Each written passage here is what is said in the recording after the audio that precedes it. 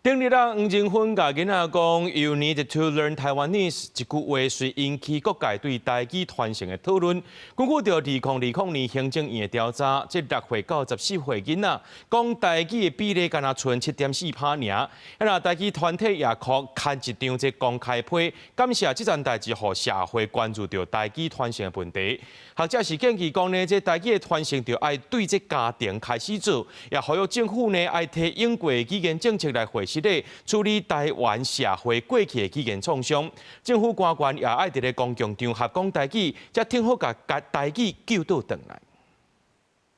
你袂曉講台話哦 ，You need to learn Taiwanese。科技業的頭人黃振勳頂一日若食雞仔餅，若甲囡仔開講，黃振勳一句 You need to learn Taiwanese， 你愛學台語，這句話嘛引起各界對台語的關心。根據行政院2020年的社會普查，國內6歲到14歲的囡仔會曉講台語的比例，敢若剩7.4%，顯示台語傳承出現危機。台語團體嘛刊公開批回應這件代誌。大家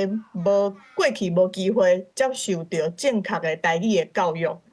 唔管是對台語的了解，還是台語文的學習，攏叫是講台語是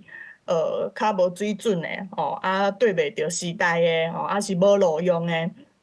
但是為黃振勳的這個展現，咱就會看到講絕對毋是安尼，一個科技頭人，一個世界排有名的好野人，伊嘛是講台語，迄就是伊的母語。台語團體公開批指出，真儕家庭投入英語的學習，佇生活當中無曉伊母語，造成真儕囡仔無機會自然講台語。嘛感謝這件代誌，互主儕人開始思考台語傳承的問題。啊，那有學者是認為，語言傳承的關鍵佇家庭，父母有佇生活當中自然使用，囡仔才會對來講。台灣人無應該擱對台語這種感覺無水準的心態，做父母的應該佇咧厝裡用台語甲囡仔做伙生活，無需要真正像黃振勳講 ，You have to learn Taiwanese。其實